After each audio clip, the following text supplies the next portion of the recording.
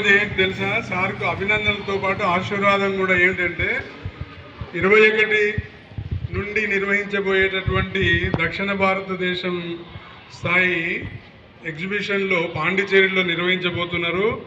అక్కడ కూడా వారి ప్రదర్శనను ప్రదర్శించి జాతీయ స్థాయికి ఎంపిక కాబడాలి.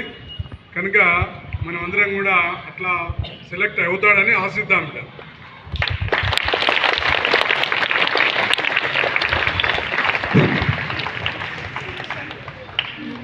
Good morning everyone.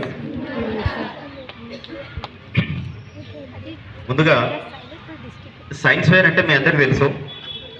ఈ సైన్స్ ఫెయిర్లో ఒక 7 థీమ్స్ ఉంటాయి.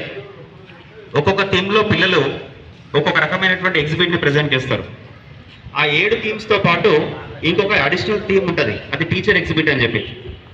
టీచర్ ఎగ్జిబిట్లో ఏంటిదిరా అంటే, ఒక టీచరు తన పాఠాలు అంటే తను చెప్పేటువంటి పాఠాల్లో కొంచెం కష్టమైనటువంటి అంశాలని పిల్లలకు సులభంగా అర్థమయ్యేటట్టు ఏదైనా సరే ఇన్నోవేటివ్ మోడల్స్ ఉపయోగిస్తే వాటిని సైన్స్ ఫెయిర్లో టీచర్ ఎగ్జిబిట్ కేటగిరీలో పెట్టచ్చు అనమాట. సో అట్లా ప్రతి జిల్లాలో టీచర్స్ తమ యొక్క వినూత్నమైనటువంటి మోడల్స్ని ప్రదర్శిస్తారు. ఇక్కడ జోగులాంబ గద్వాల జిల్లాలో డిస్ట్రిక్ట్ లెవెల్ సైన్స్ ఫెయిర్ జరిగేటప్పుడు అందులో స్కూల్ నుంచి కొంతమంది వెళ్తున్నారు.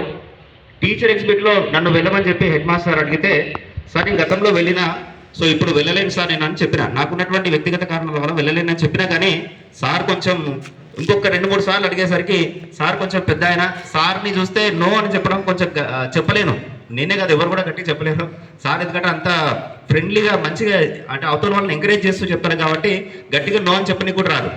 కానీ సార్ ఇట్లా 2 సార్లు అడిగేసరికి ఇక లోపల వద్దు అనుకున్న వాడిని మళ్ళీ అప్పటికప్పుడే మైండ్ సెట్ చేంజ్ చేసుకొని, సార్ లేదు సార్ వెళ్తలే సార్ అని చెప్పి సార్కి నెక్స్ట్ డే వెళ్తలే సార్ అని చెప్పిన. సో అట్లా అప్పటికప్పుడే సిద్ధమైపోయి నేను డిస్ట్రిక్ట్ లెవెల్లో టీచర్ ఎగ్జిబిట్ పెట్టడం జరిగింది. అక్కడ మొత్తం 9 మంది టీచర్ ఎగ్జిబిట్స్ తీసుకొని వచ్చారు మన జిల్లాలో. ఆ మొత్తం 9లో నేను తీసుకెళ్ళినటువంటి టీచర్ ఎగ్జిబిట్కి ఫస్ట్ ప్రైజ్ వచ్చింది. సెకండ్ థర్డ్ వచ్చినటువంటి వాళ్ళకు వినండి, అంటే మీకు అర్థం కావాలని చెప్తున్నా. సెకండ్ థర్డ్ వచ్చిన వాళ్ళకి ప్రైజ్ వస్తుంది, కానీ డిస్టిక్లో ఫస్ట్ వచ్చిన వాళ్ళకి మాత్రమే స్టేట్లో పార్టిసిపేట్ అయ్యే అవకాశం ఉంటుంది. మన జిల్లాలో మొత్తం 33 జిల్లాలు ఉంటే నాలాగా ప్రతి జిల్లాలో పార్టిసిపేట్ అయ్యి ఫస్ట్ ప్రైజ్ వచ్చిన వాళ్ళు 33 ఎగ్జిబిట్స్ అక్కడ ప్రజెంట్ చేస్తారు.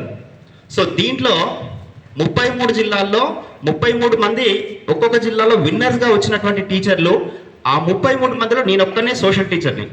32 మంది mathematics, physical science, bio science teachers ఉన్నారు. వాళ్ళు తెచ్చినటువంటి ఎగ్జిబిట్స్ కూడా చాలా అద్భుతమైనటువంటి ఎగ్జిబిట్స్ ఉన్నాయి. అయినప్పటికీ కూడా నాకు ప్రైజ్ రావడానికి కారణం ఏంటంటే కొన్ని కష్టమైనటువంటి విషయాలు, ముఖ్యంగా చంద్రకళలు అనేటువంటి అంశం నేను తీసుకున్నా. చంద్రకళలు అంటే మీరు చూస్తే రోజు చందమామ ఒక్కొక్క రోజు ఒక్కొక్కలాగా కనబడుతుంది.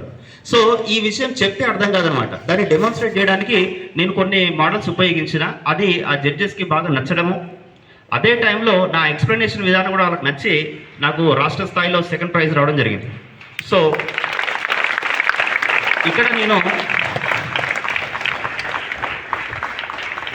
ప్రత్యేకంగా మన హెడ్ మాస్టర్ సార్కి ప్రత్యేకంగా ధన్యవాదాలు తెలియాలనుకుంటున్నా. అందుకోసమే నేను ఈ మైక్ తీసుకున్నా.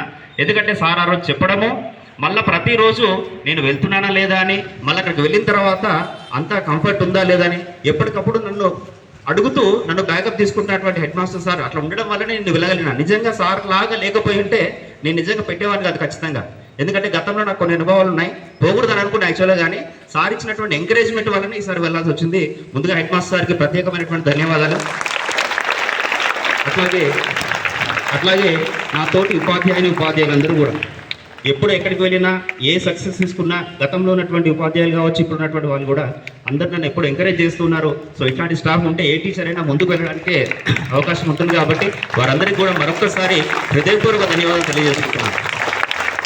అట్లాగే ఈరోజు నిన్న ప్రైజ్ వచ్చిందని గ్రూప్లలో పెట్టగానే చాలామంది టీచర్స్, కొన్ని 100 మంది టీచర్స్ నాకు మెసేజెస్ పెట్టిండ్రు. సో వాళ్ళందరికీ కూడా ఈ సందర్భంగా ఇక్కడ నుంచి ధన్యవాదాలు తెలియజేసుకుంటున్నా. Thank you very much.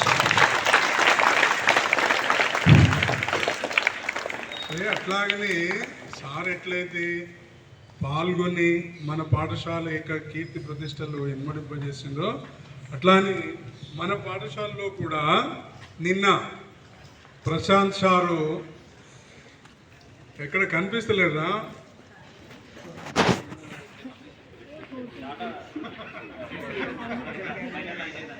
Result అయితే అనౌన్స్ చేసినా లేదు.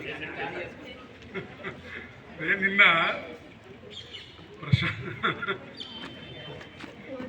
సారు మాక్ ఓటింగ్ కదా, మాక్ పోలింగ్ పోలింగ్ నిర్వహించినటువంటి విధానము నిజంగా చాలా అద్భుతంగా ఉన్నది. అందులో పాల్గొన్నటువంటి సిబ్బంది కానీ పోటీ చేసినటువంటి అభ్యర్థులు కానీ చాలా అంటే నిజంగా కూడా ఎన్నికల్లో నిలబడితే ఎట్లా అప్పీల్ చేస్తారో ఓటర్లను అట్లా ఓటర్లను అప్పీల్ చేయడం కానీ అట్లానే మేము గాన ఓటింగ్ అంటే ఎలక్షన్ డ్యూటీకి పోతే ఎట్లా ఎన్నికల విధులు నిర్వహిస్తామో నిన్న ఎన్నికలకు విధులకు అపాయింట్ అయినటువంటి సిబ్బంది కూడా చాలా మంచిగా ఎన్నికల నిర్వహణ జరిపినరు. వాళ్ళందరినీ కూడా పాఠశాల ఉపాధ్యాయుల వర్గం నుంచి అందరి నుంచి కూడా వారిని అభినందిస్తున్నాగా. కనుక ఇట్లాంటి కార్యక్రమాలను తీసుకోవాలి. ఇట్లాంటి కార్యక్రమాలను తీసుకోవడం ద్వారా మనకి నిజంగా కూడా నిజ జీవితంలో వచ్చేటటువంటి సమస్యలను మనం ఎదుర్కొనేటటువంటి ధైర్యం వస్తుంది. సరే, చాలా అంటే ఇప్పుడు ఎన్నికలు సార్ వచ్చిన తర్వాత ఎవరు విజేతలో ఏం కథనో ప్రకటిస్తాడు. అది కూడా రేపో మాపో పేపర్లో వస్తుందిరా. కనుక మీరందరూ కూడా పాల్గొన్నందుకు మిమ్మల్ని కూడా మరొకసారి అభినందిస్తున్నాను.